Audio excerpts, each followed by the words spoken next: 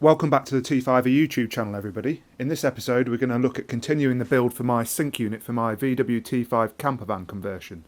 If you've not checked out the other episodes so far, I'll put a link up in the top right corner now. There's 2 episodes that go before this, and in this episode the side panel's back off and we're going to have a look at how I explained in the previous videos. I'm going to fit this socket to the side panel there, and then the 12 volt electrics along the top. The way I'm going to do this is I'm going to mark out this side panel, which obviously fitted down that side of the unit. I'm going to fit a dry lining back box, and then the socket will go through there. In the back of the socket it'll be wired up with some flex, which will obviously run through the inside there. On the other end of the flex is just going to be a standard 3-pin plug, and then the 3-pin plug will plug into this pure sine wave inverter that I've bought, and then that will have its own circuit on the 12 volt leisure battery with its own fuse.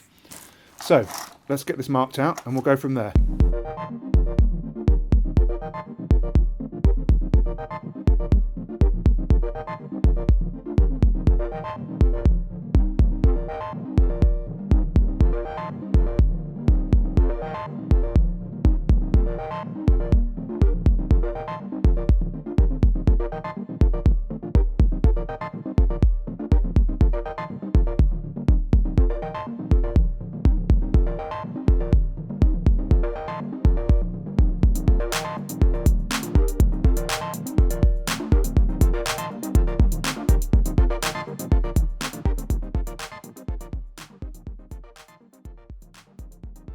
Rightio, hopefully my headcam footage came out nicely there, and this is what it looks like.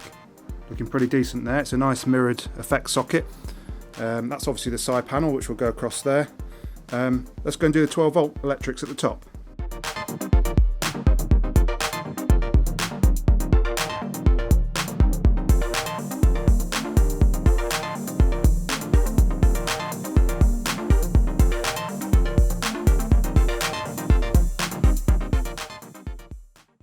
Okay, so that's the 12 volt electrics in, as you can see there, looking neat, nice and straight, and the unit's starting to come together nicely. That'll look pretty good when it's sat there on the side. The Tambour Door has arrived now as well. Sorry about the flicker, it's my garage lights. So the Tambour Door's up next. And to fit that, what we need to do is obviously I'm going to measure it out. It's 500 millimeters wide, so 50 centimeters wide, 50 centimeters high, and that's going to go into the front panel there. So essentially what I'm going to do is put some more of these wood uprights in to house the Tambour Door, and then I'll cut out a recess using a router on the front panel, and then we're nearly done. So let's get on with the Tambour Door now. So here we are, I've started to fit the Tambour Door. So what I've done is I've built out another frame because it's 500 wide, and obviously the unit's wider than 500. So I built out another frame here, which actually works really well because it will hide the electrical connections down that side, which is obviously the back of the side there.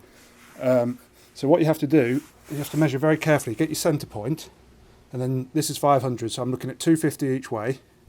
Then you need to add 3 mils each side so this runs smoothly, and then I've got a board of 12 mil MDF there. So what I'm looking at is the 250 from the centre, plus 3 to make 253, plus 12 to make 265, which is where I then built up the frame. And the same on the other side. And the MDF just lets the runners sit on it. They're screwed in nicely. However, I have uncovered a bit of a design flaw. Not the end of the world, but when I go to lift this up, unfortunately it hits the sink. So to get around that, I'm just going to have to lower all this to about that level, which means once I've clad the front in that board there at the back, he'll slot in this trim here, obviously going across there, but the cutout I will make will be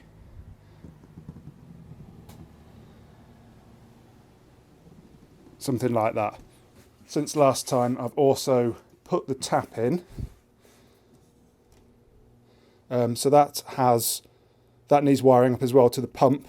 So it'll be 1, the tap, 2, the 12 volt electrics, 3, the electrics there for my inverter. After I've clad the front, then it'll be job done. And this is what it looks like. So I've dropped the level of the Tambour door. I used a router to make a nice cut out there. The Tambour door works nicely now about hitting the top of the sink.